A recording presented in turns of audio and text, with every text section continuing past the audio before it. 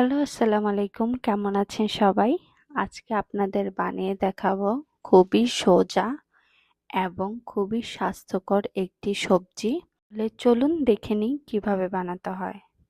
প্রথমে আমি এখানে অনেক রকম সবজি নিয়েছি। এখানে গাজর, আলু, ফুলকপি, শালগম, তারপর বেল পেপার, এরকম ছোট ছোট অনেক রকম সবজি দিয়েছি আমি। আপনাদের বাসায় যে যে সবজি আছে আপনারা সেগুলো ইউজ করতে পারবেন। তারপর আমরা চুলায় কড়াই দিয়ে সেখানে তেল দিয়ে দিচ্ছি এবং সেখানে তেল দিয়ে ১ চা চামচের মতো আমি পাঁচ ফোড়ন দিয়ে দিয়েছি। পাঁচ ফোড়নটা দিলে খুবই সুন্দর একটা ঘ্রাণ আসবে। তারপর আমরা দিয়ে দিব পেঁয়াজ কুচি করে। তারপর কিছুক্ষণ পেঁয়াজটাকে ভাজবো। ভাজার পর আমরা যে সবজিগুলো কেটে রেখেছিলাম সেই সবজিগুলো আমরা ভালোভাবে ধুয়ে তারপর এখানে ঢেলে দিচ্ছি। তারপর সবগুলো সবজি আমি কিছুক্ষণ এখানে ভেজে নিব। কিছুক্ষণ ভেজে নেওয়ার পর এখানে আমরা দিয়ে দেব হালকা হাফ চা চামচের মতো হলুদ বাটা এবং শুধু হলুদ বাটাই দিব। দেওয়ার পর আমরা এটাকে আবার ভেজে নেব কিছুক্ষণ। তারপর আমরা এখানে দিয়ে দিব কাঁচামরিচ। আমি কাঁচামরিচকে মাঝে ফাড়ি করে কেটে তারপর এখানে দিয়ে দিয়েছি। আর দিয়ে দিয়েছি ১ চা চামচের মতো জিরা গুঁড়া।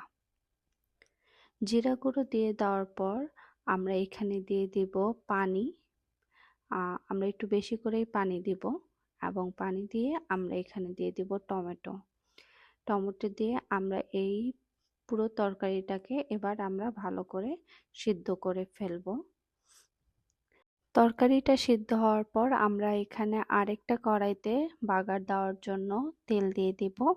আমরা এখানে তেল দিয়েছি আর দিয়েছি রসুন কুচি করে কেটে আর হচ্ছে পেঁয়াজ দিব। আর ২টা শুকনা মরিচ আমরা মাঝখানে ফেলে এখানে দিয়ে দিব। এগুলো দেওয়া হয়ে গেলে আমরা এখানে পেঁয়াজগুলো সবগুলো ব্রাউন ভাবে ভেজে নেব। যখন দেখব ব্রাউন কালার হয়ে আসছে তখন আমরা সিদ্ধ করে রাখা যে সবজিগুলো ছিল সেই সবজির উপরে দিয়ে দেব। দিয়ে আর দুই মিনিটের মতো আমরা আবার এটাকে একটু রান্না করে নেব। এই তো হয়ে গেল আমাদের সবজি।